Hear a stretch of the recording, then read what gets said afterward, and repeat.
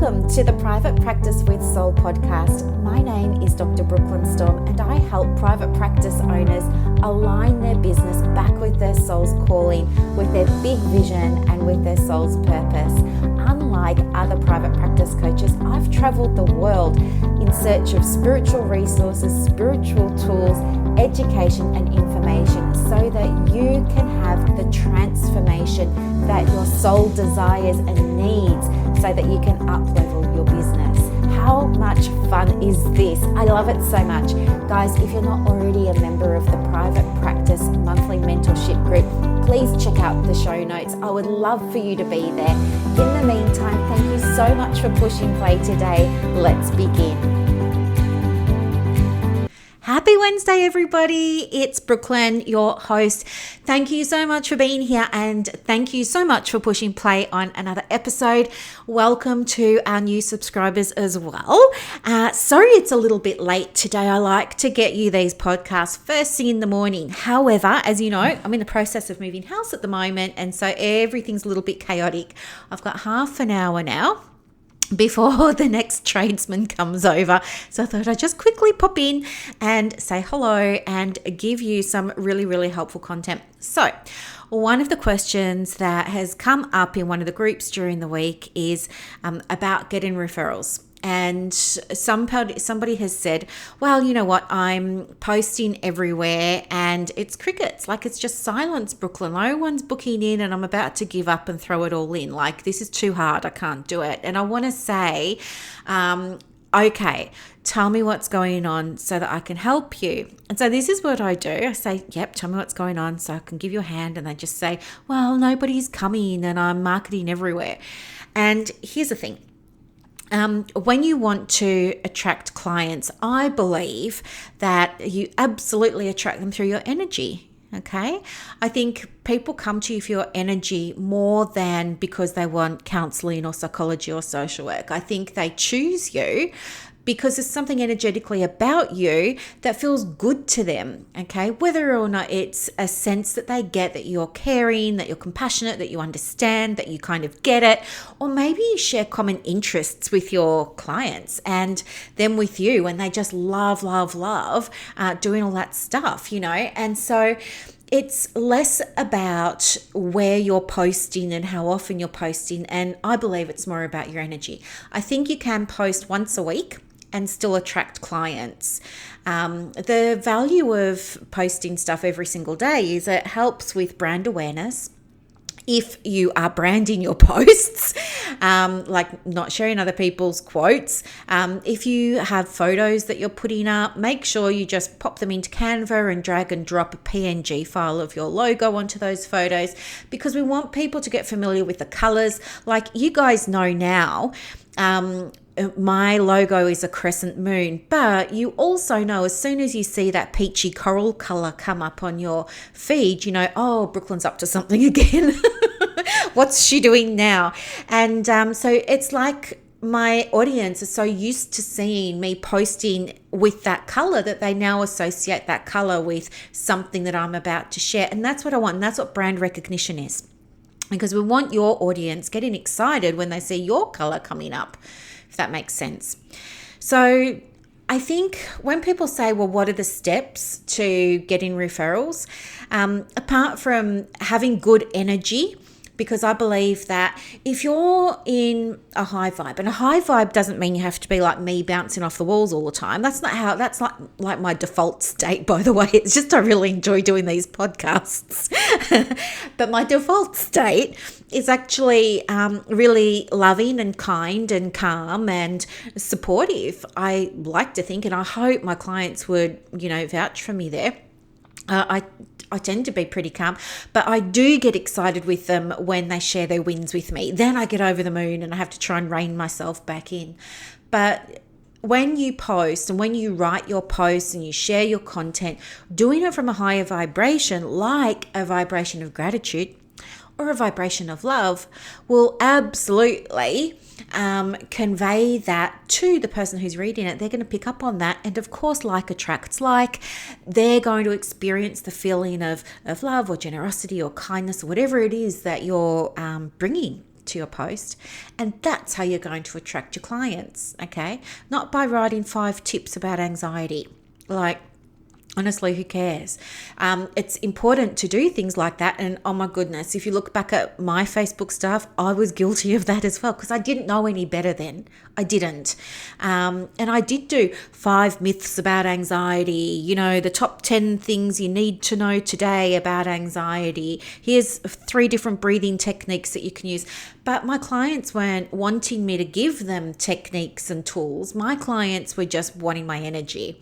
And I know that now. And I know that too because a lot of clients book in with me and they will say in their intake form, I just love your vibe. And so that's what I want to convey to you.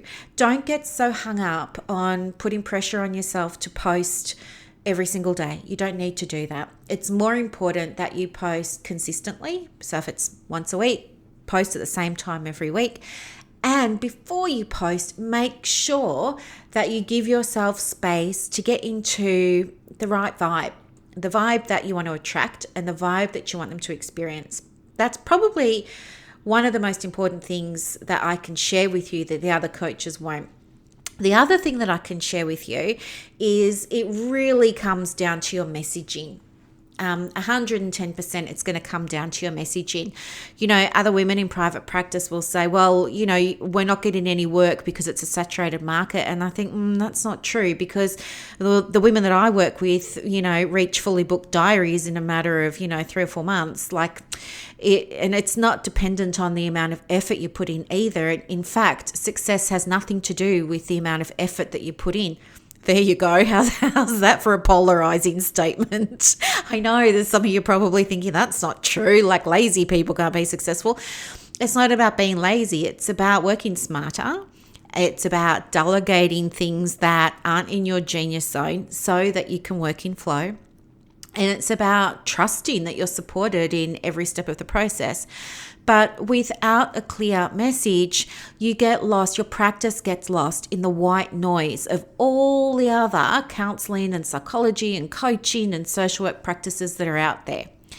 If I had $1 for every time I said to somebody, what are your practice values? The most common things people tell me, they're so, it's like just the general stuff. They'll tell me, safety, yep. Compassion, yep. Generosity, yep. Trust, yep. Non-judgmental, yep. And I just think to myself, this is why you're not getting any clients, because all the people just about are saying that stuff.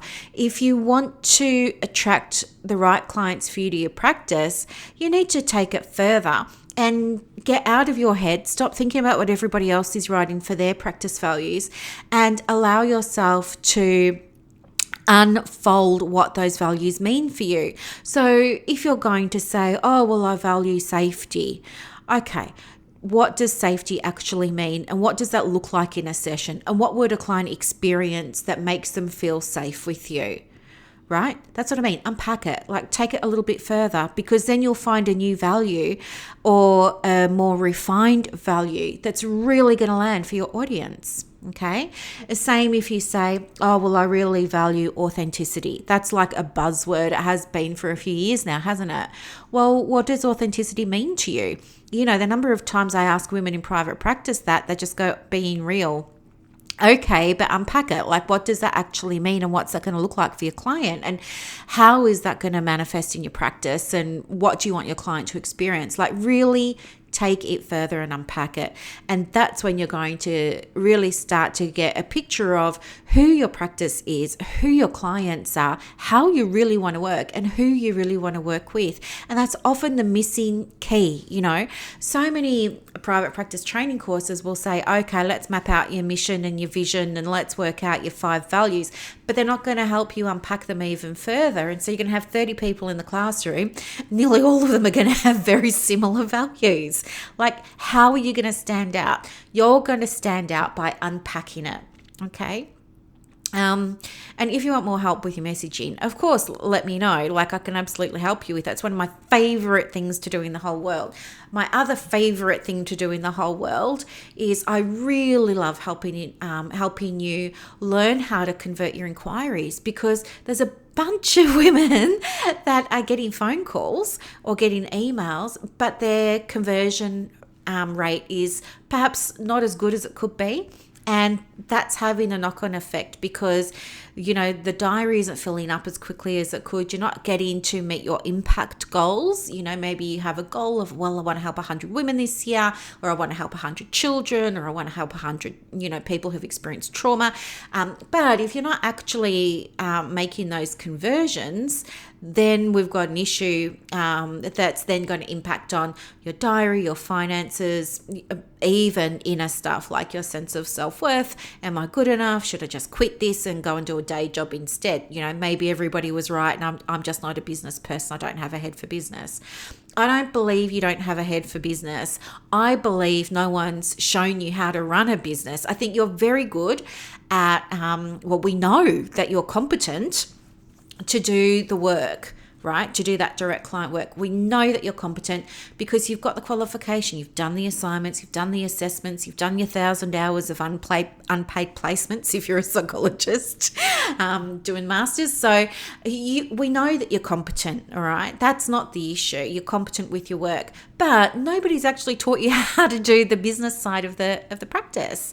And that's where a lot of people fall over.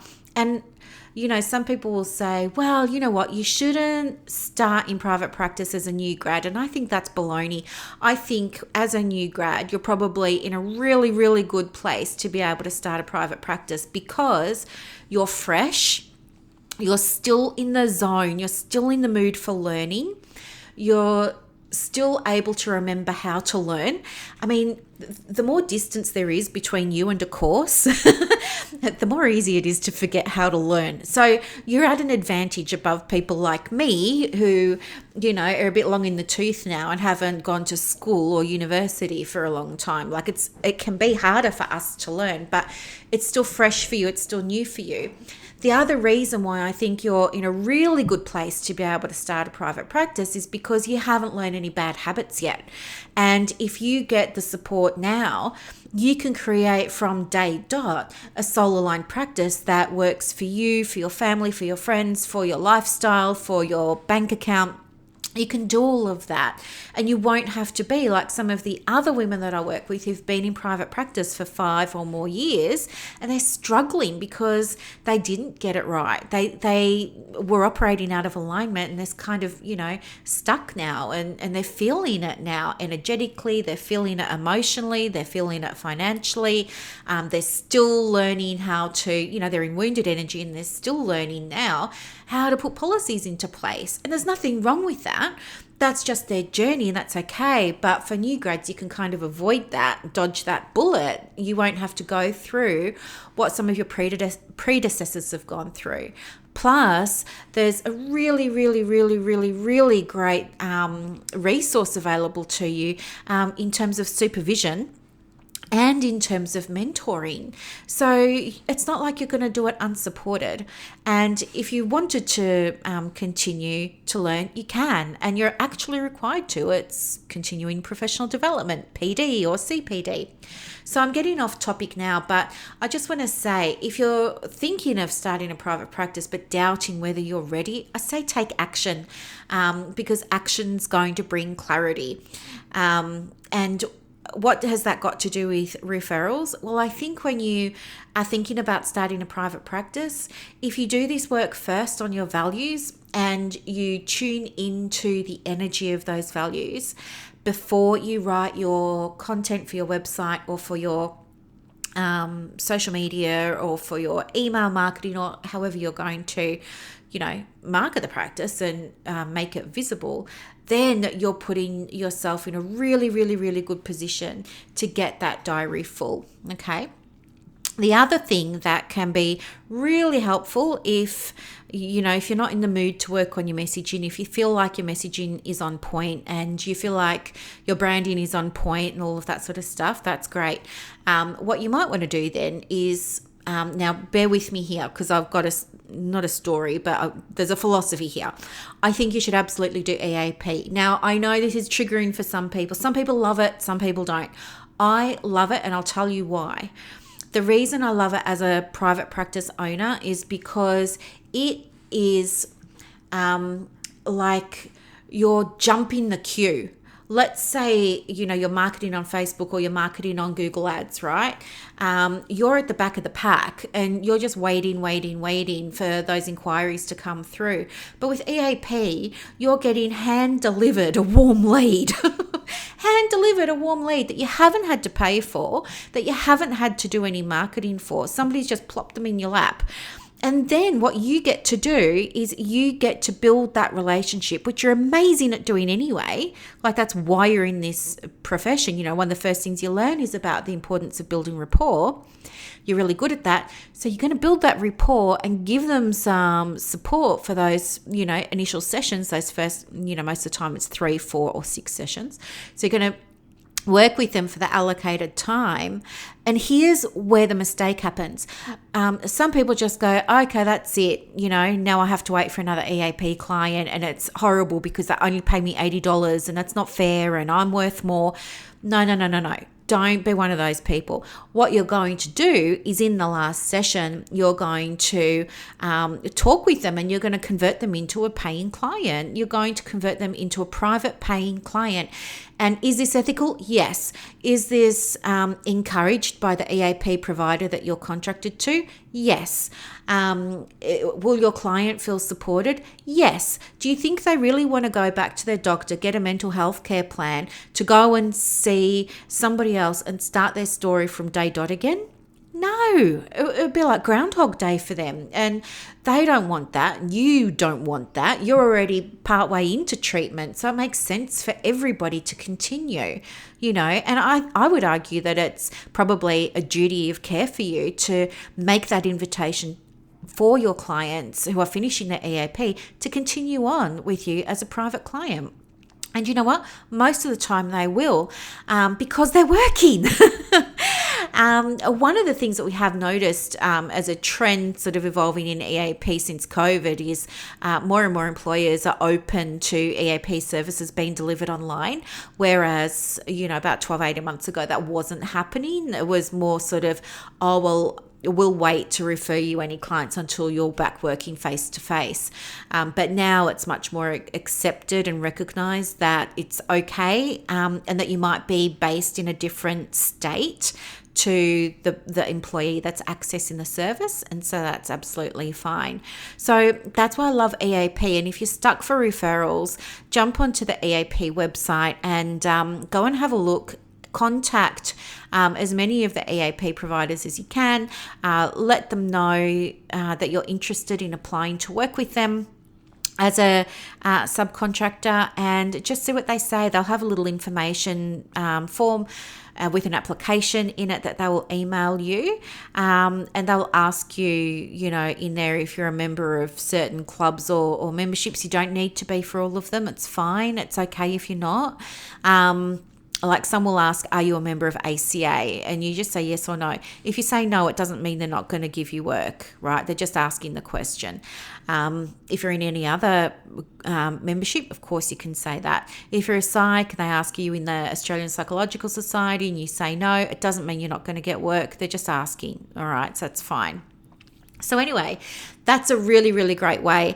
The third thing that I can share with you is jump on Psychology Today. If you haven't gone and registered your profile there yet, it can be a really, really, really great source of referral. But again, you're going to see people in different Facebook groups share their experiences, and some people have had 0 referrals, and it's nothing to do with the Psychology Today platform. It's because those people just didn't have a fantastic profile write-up. They've gone in and they've spoken all about themselves. And to be honest, your clients are in pain. They're not interested in who you are and what you do and all the different therapeutic. They don't really care. They can find that out down the track by clicking on your website if they really want to.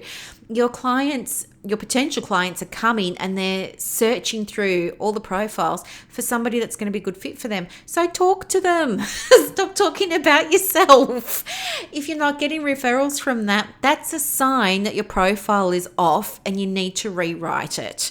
Also, you can mention or advertise on Psychology Today that you're providing telehealth, and you have an option there of recording a 15-second video. Again, do not get on that video and say, "Hi, I'm Brooklyn. I'm available Mondays through Wednesdays, 9 till 12. See it." No, don't. What you want to do is you want to connect with your person, all right? So speak to them about something that's meaningful for them, okay? No more talking about ourselves. This is the key to writing a really good profile that generates a lot of inquiries. And there are plenty of therapists and women in private practice that have really good profiles that get between, 5 and 10 inquiries a week. Okay, I know that because I work with these women and I get to see their data. So you can too. So they're the three sort of places I would get you to start. Look at your energy, look at your messaging, do EAP, get yourself registered with EAP and get yourself registered on Psychology Today. It's free for 6 months, then they kind of extend it for you for another 6 months usually, or at least that's what's happened to me. And just kind of go from there. So I hope this really, really helps you. But remember, when you and I are having these conversations, we're doing it a little bit differently because I want to share with you the importance of doing this from a heart space and a soul space. And that's what makes you and I different, okay? We're about our clients, not about ourselves, okay? That means not self-promoting on Psychology Today or anywhere else. It means connecting with your clients. So we're just turning that, that becomes your marketing. We just turn that 180 degrees. It's a bit of a flip, and it's quite different perhaps from what some of you have been doing. But if you need help's available, okay? You can connect with me on Facebook. Just send me a little message and say you'd like help with something, and I can absolutely connect you with one of my groups, and you can get some support in those. Otherwise, happy to connect with you on email. So I hope this really, really, really, really helps. Thank you so much for your time today. I love, love, love, love being here with you. And I'll talk to you on Saturday from my brand new location. Bye, everyone.